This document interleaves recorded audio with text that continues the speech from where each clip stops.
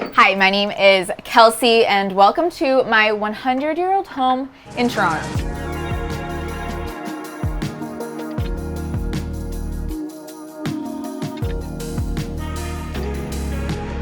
Before we get started on this tour, just a few things to note.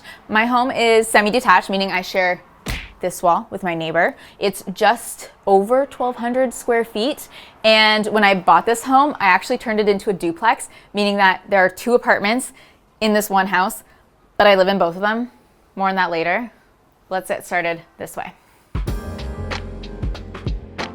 Okay, so this is one of the apartments. It's kind of the main apartment. It takes place on the main floor and in the basement. I sleep in the basement, and for the most part, I do love it. This just needed to be a space to put on your coats and your shoes. So this is a bunch of shoe storage that I hacked IKEA cabinets to make a nice little built-in here. Since it's an awkward space and it kind of needed something, I thought a nice kind of oversized ottoman here would be an anchoring piece for the space. And surprise, more storage. Needed that. This fireplace was obviously original to the house, but it didn't look like this when I first got the house. It's had a lot of changes over the years, but I think I'm really happy with the bronze color and the new tile work that I did. It's not technically a real working fireplace. That is a bioethanol burning fuel right now. There's no official hookup or anything, so it's kind of just for show. That's the entryway. Let's move on to the living room.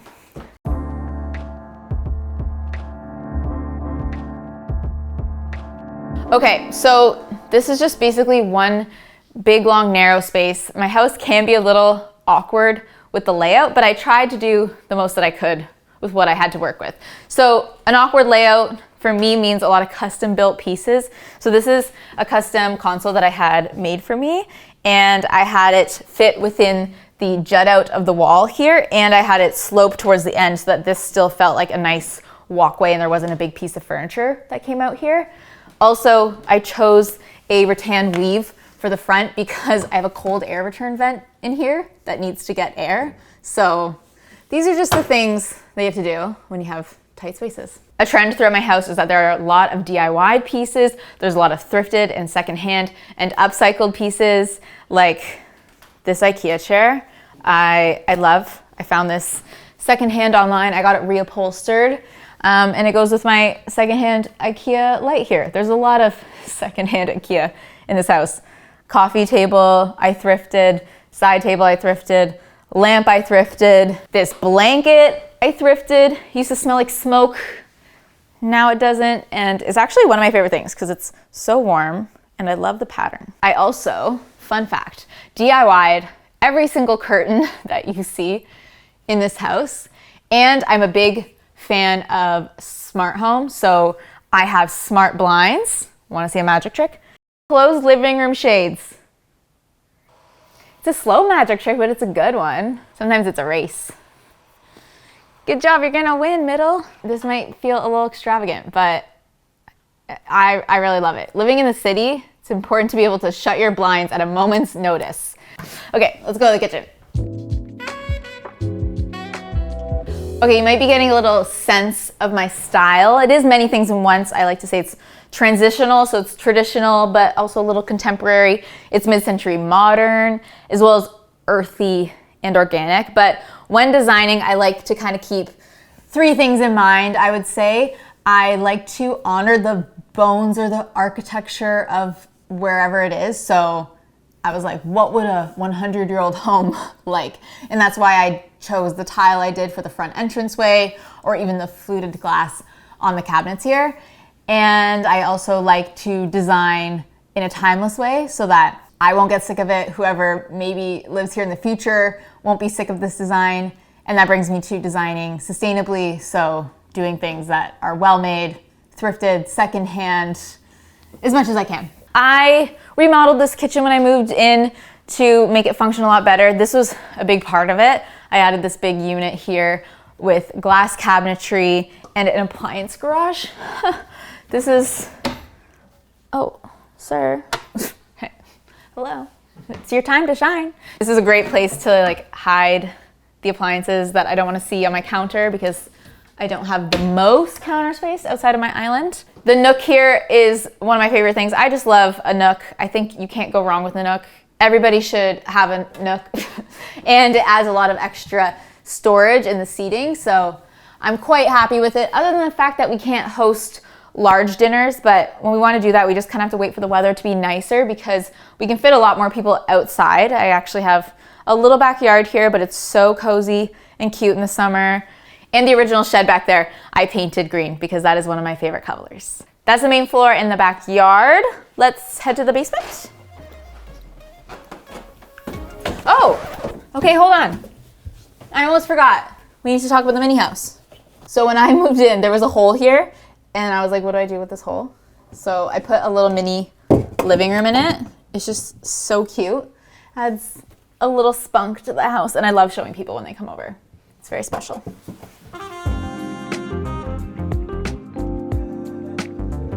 So this is the basement, and before you turn around, let me tell you a quick little story.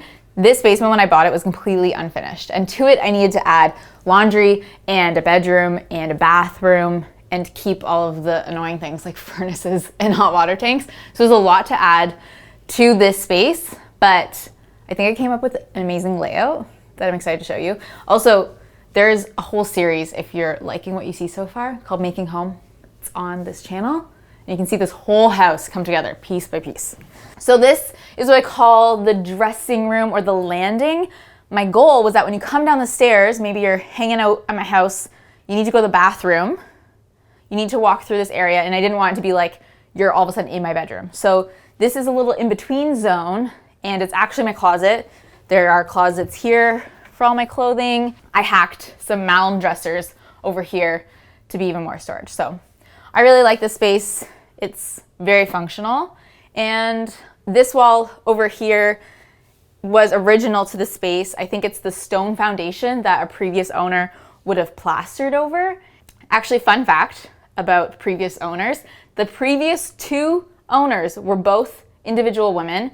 And then when the last owner saw my offer come in, they asked my real estate agent if I was an individual woman, and I am. And I don't know if that's why I got the house, but if it is, I'm very happy for either way. I'm happy. We got the house. But anyways, this wall is original. I like the way this mirror lights up the wall, and it continues into the bedroom, which is this way. Honestly, I think basement bedrooms are very underrated because they're dark, they're cozy. Those are all the things you need a bedroom to be. But sometimes when it rains, it pours right into your basement bedroom. So that is a downside. But honestly, the water damage was not bad at all. Just a little annoying. Anyways, I DIY'd the headboard in this space, and I decided to do floating nightstands just to keep things looking decluttered. It also allows the rainwater to flow in really nicely without any obstructions of legs or anything. I thrifted this dresser, which I painted green just to add some color. And then with lots of soft lighting, I think that's all we need. Love her.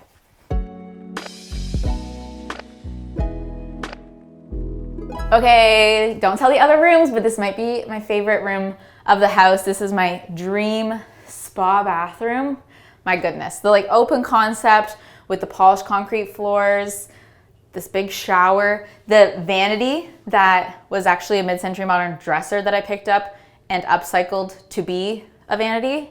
I think it's beautiful. Behind these doors, this is where I was able to fit the laundry. And if you're wondering, well, but where's the toilet? It's over here. I put it in its own little closet. It's better for privacy if you're living with somebody, or if you just want to take a bath and not be sitting next to the toilet. I think it's really nice to have it in its own little space. And this is a weird little shrine to mine and my partner's grandparents. And this vent, this is original to the home, but I decided to put it in here to bring in some more character. It's really hard to add character when you're like renovating or building from scratch. So I did that to add some character. I got a vintage door here to be able to close off and lock off the bathroom, so that adds some interest. And then also this tub, this is actually original to the house, and it was upstairs in the upstairs bathroom, but I think there's a lot more space for it down here, so I brought it downstairs. But why don't we head upstairs and I can show you that original bathroom. Okay, just reorient yourself. We're back at the front entranceway. These are the 2 doors to the different apartments, and let's go upstairs. If you do have a favorite room, please do let me know. I'm curious.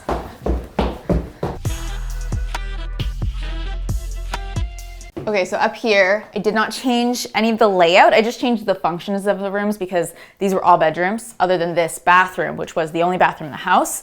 You can see, I think it's a better layout now that it doesn't have the bathtub in it. It's still a little small, but I think it functions really well. I painted it blue for a little pop of color. I think a bathroom's a really good place to put a pop of color. Also chose a tile that has a little bit more of a traditional look to suit the essence of the house. And it works. Flush sound effect there.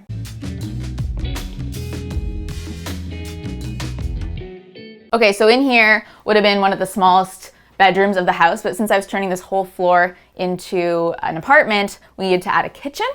And I also added some laundry over here. And I did have an amazing tenant up here when I was single, but when my partner moved in with me, we needed the extra space. So we took over the space, and then this became his home office. So that is why it's a weird kitchen office, but I tried my best to decorate it in a way that would kind of still work for both and not look too awkward. Let me know, is it awkward? What was awkward was when I was decorating this corner, I fell off a stepladder and got my first concussion. That was fun. Obviously, lots of DIYs in the space, but I will tell you about one of my favorite little hacks here. This is just a picture frame painted the backside of the glass, and now it's an aesthetic whiteboard because previously there was not an aesthetic whiteboard here. And these are more curtains that I made. Lots of curtains. Okay, so coming back down the hallway, I have a little tapestry here. I DIY'd this from bedspread. I just thought we needed some texture in this hallway. But let's head into the spare bedroom. I have fallen in love with this space. It is full of DIYs and hominess. I dyed the duvet, I made the bolster pillow, I made the side tables. That was a hard project. The headboard, I also DIY'd. I think that looks so beautiful. We also have lots of vintage pieces in here. The rug, the chair I got for $5, the nice floor lamp over here, and maybe one of my favorite ceiling lights in the house is this piece. You just can't turn it on because that is scary. You don't think about that when you buy a green lampshade, that it might actually be green, but that's okay, we don't need it because we have our beautiful globes. Okay, a little shameless plug here. If you need help bringing a space together, my Ultimate Room Makeover course will help you schedule and budget and find your style and bring an entire room together from start to finish, and you can find that in the link down below. Okay, we've made it to our final room, and if you're a subscriber and you know me, you know where we're going. If you aren't a subscriber, maybe you will be, and I'll see you here again. But please come into the media room.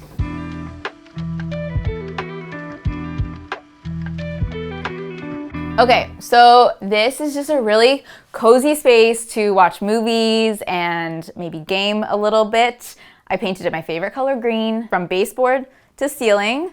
I think it looks really cozy. Added lots of cool mood lighting. Some of the lighting I DIY'd. One of them I think looks more DIY'd than the other. Please hold your commentary. Back here, I DIY'd this tile console shelf just to add some interest behind the couch, and also I have a jut out here from the chimney downstairs, so this is a way to get the couch to sit flush. And I was also able to like bring an outlet up here, so just small details. I actually love this so much. Makes me happy when I look at it. A very nice DIY in this space is actually the TV bench that I designed and my friend Rochelle custom made. She made it out of walnut. It is so gorgeous, and I'm really proud of her for trying new things like curved doors. Didn't know it was possible.